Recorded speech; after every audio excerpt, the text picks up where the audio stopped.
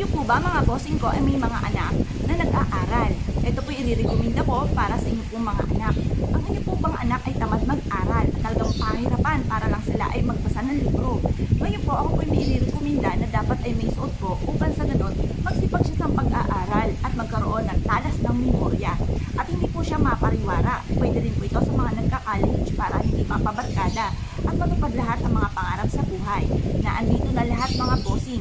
Ang orange ay nagbibigay ng talas ng memorya at ang dilaw naman ay for abundance para hindi po siya malasin at laging swertihin.